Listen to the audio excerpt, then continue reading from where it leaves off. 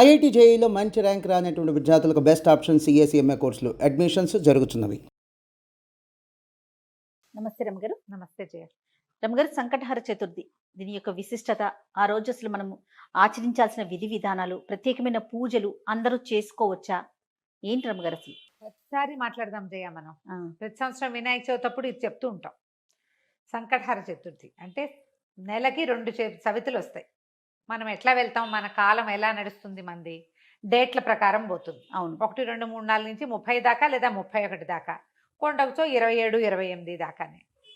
అంతే అంతే. అయితే మన హిందూ దీని ప్రకారం, భారతీయ పాత విధానం ప్రకారం చాంద్రమానం నడుస్తుంది. ఈ చాంద్రమానం అంటే చంద్రుడి యొక్క కదలికలతో మన డే మారుతుందన్నమాట. తిథులు అంటాం వాటిని మనం.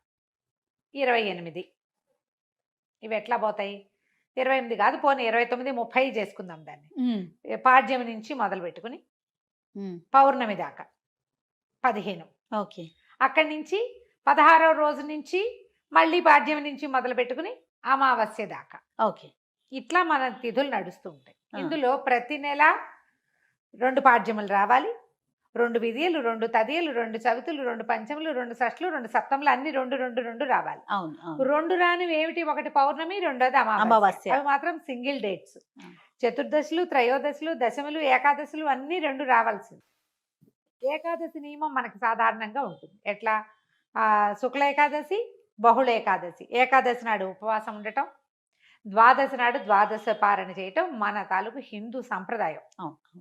అలాగే హిందూ సంప్రదాయం ప్రకారం నెలలో వచ్చే 2 చవితులని మనం వినాయక ఆరాధన చేయవచ్చు. ఓకే. ఈ చవితి ఆరాధన మనం ప్రత్యేకంగా ఎప్పుడు చేస్తాము? వినాయక చవితి చేసుకుంటాం. ఒక శుక్ల చవితి సంవత్సరంలో ఒక్కసారి వినాయక శుద్ధ చవితి నాడు, అది మన భాద్రపద శుద్ధ చవితి నాడు వినాయక వ్రతకల్పం చేసుకుంటాం. వినాయకుడి పుట్టినరోజని, ఆ రోజునే ఆయనకి గణాధిపత్యం లభించిందని, వాళ్ళ ఆయన్ని పూజిస్తే అన్ని విఘ్నాలు తొలగిపోతాయని గణాధ్యక్షుడని ఆయన్ని కొలుచుకుంటాం. అలాగే ప్రతి నెల వచ్చేటువంటి కృష్ణ చవితి నాడు, బహుళ చవితి నాడు వినాయక ఆరాధన చేస్తే సమస్త విఘ్నాలు తొలగిపోతాయి అనేది ఒక ప్రత్యేకమైన నియమంగా చెప్తారు. ఓకే. ఈ ఈ నియమాన్ని మనకంటే ఎక్కువగా తమిళులు పాటించేవారు. వాళ్ళు ఎక్కువ పాటిస్తారు.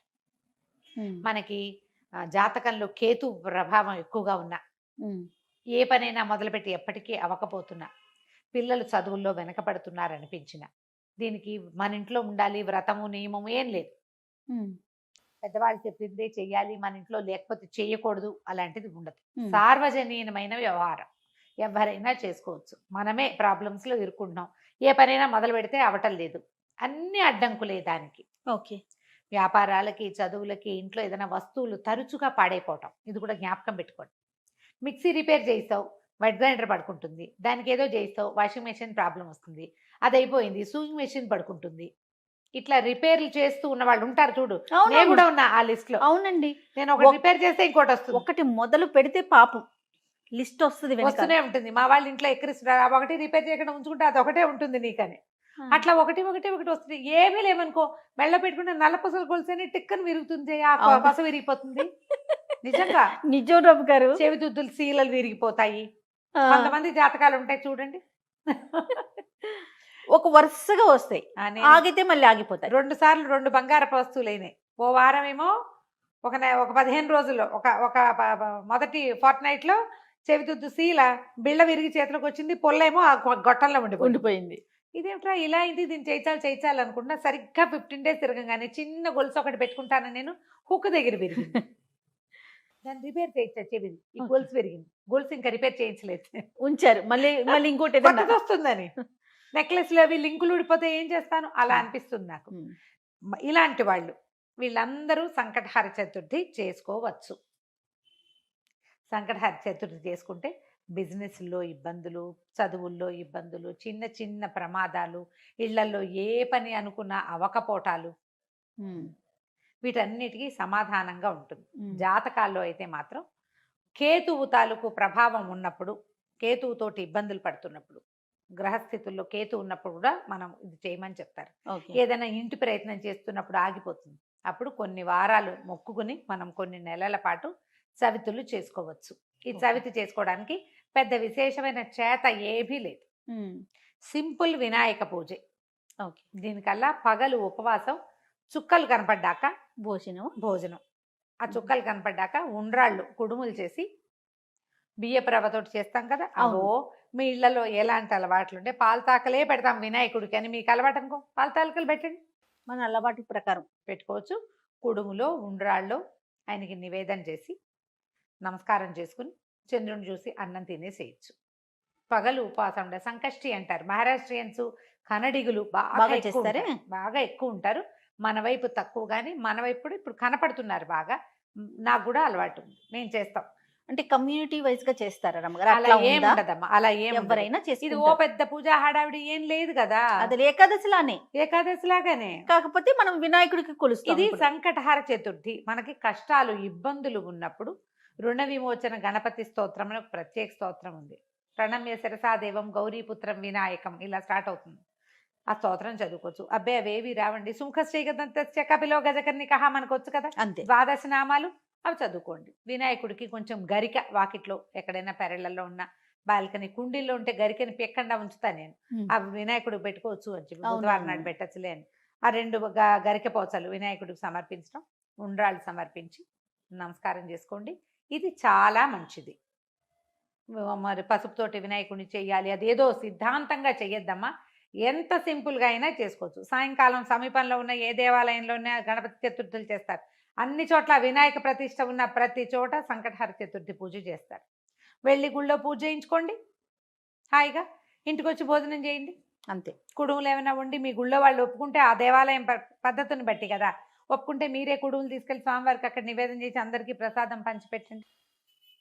వినాయకుడికి ఒక చిన్న బెల్లం ముక్క నివేదన పెట్టడం ఒక అలవాటుగా చేసుకోండి. మనకి ఇలాంటి సమస్యలు ఉంటే కనుక తప్పకుండా కొంచెం బెల్లం నివేదన పెట్టడం, వినాయకుడి కోసం ఒక దీపారాధన చేయటం, దీపం పెట్టుకోవటం, దీపం పెట్టగానే వినాయకుడికి సంబంధించిన ఒక శ్లోకం చదువుకోవటం, ఓ బెల్లం ముక్క ఖచ్చితంగా నువ్వు పళ్ళు పెట్టు పాలు పెట్టు అవి ఏమైనా పెట్టుకో, వినాయకుడికి బెల్లం ముక్క పెట్టాలి.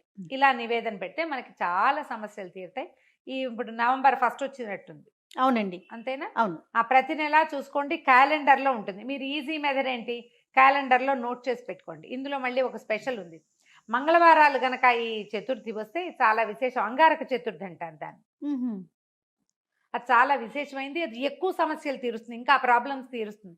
దీనివల్ల బ్రహ్మాండం బదలైపోయి వానికి ఏదో వస్తుందని కాదు, కొన్ని జాతకపరమైన సమస్యలు తీరుతాయి. ఏ పనులు కానప్పుడు మనకు ఒక శాంతిగా ఉంటుంది. మనం రమ్మగారు, ఈ పని చికాకు చేస్తే. తగ్గినా చాలు కదా చాలు. అమ్మగారు. చికాకు ఏదో తగ్గినా వచ్చి మీద పడక్కర్లేదు.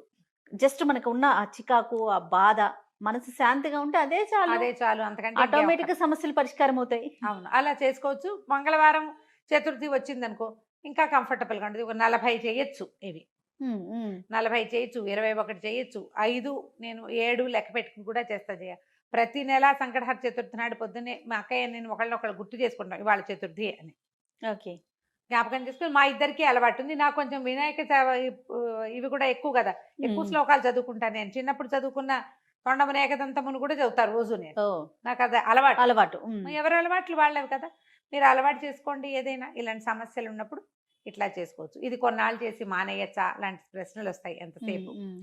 కొన్ని వారాలు నియమంగా పెట్టుకోండి, కొన్ని నెలలు, ప్రతి నెల సంకటహర చతుర్థి చేయాలి. 2 సార్లు సంవత్సరం 2 సార్లు వస్తుంది కదా, మీరు మా కృష్ణ చతుర్థి మామూలు చతుర్థి కూడా చేసుకోవచ్చు. లేదా నేను సంకష్టే చేస్తాను అంటే కనుక సంకష్టులు మాత్రమే చేసుకోవచ్చు, సంకటహర చతుర్థి మాత్రమే చేసుకోవచ్చు. ప్రతి నెల చేస్తే ఇప్పుడు సంవత్సరం చేద్దామని మొక్కున్నాం అనుకోండి, 12 అవుతాయి. ఒకవేళ మధ్యలో ఒక నెల పీరియడ్ వచ్చింది, ఆడవాళ్ళకి కుదరలేదు. సమస్యలు వస్తాయి, ఇంకోసారి మళ్ళీ మొదలు పెట్టక్కర్లేదమ్మా, కంటిన్యూ చేసుకోవచ్చు. దీనికి మీరు ఈజీ మెథడ్ ఏంటంటే, ఇప్పుడు స్మార్ట్ ఫోన్లు వచ్చినాయి కాబట్టి స్మార్ట్ ఫోన్లో చూసుకుని పెట్టుకోండి డేట్లు. నేనైతే క్యాలెండర్లో రౌండ్ ఆఫ్ చేసి పెట్టుకుంటా ఇవాళ చతుర్థి అని. వాళ్ళు కూడా ఎర్ర వినాయకుడు బొమ్మ వేస్తుంటారు, అక్కడ వినాయకుడు బొమ్మ కనపడుతుంది, టీటీడీ వాళ్ళ దాంట్లో కనిపిస్తూ ఉంటుంది. సో గుర్తుపెట్టుకుని ఆ రోజున మీరు చేయవలసింది ఏంటి, వినాయకుడికి సంబంధించిన స్తోత్రం చదువుకోవటం, 2 గరిక పోచలు తెచ్చి వినాయకుడికి సమర్పించడం, కొంచెం కుడుములో ఏవైనా నివేదన చేయటం, పగలు ఉపవసించి చంద్రుడు కనపడ్డాక దండం పెట్టుకుని భోజనం చేయటం చేసి చూడండి. మీకు చాలా ఇబ్బందులు తొలుగుతాయి. పెద్ద విశేషంగా ఏదో మాత్రం కాదు, మంచిది. మీకు ప్రధానమైనది ఏంటంటే ఇబ్బందులు తొలుగుతున్నట్టు కనపడుతుంది కనీసం. అది రైట్ అమ్మగారు. నమస్తే. నమస్తే జీ.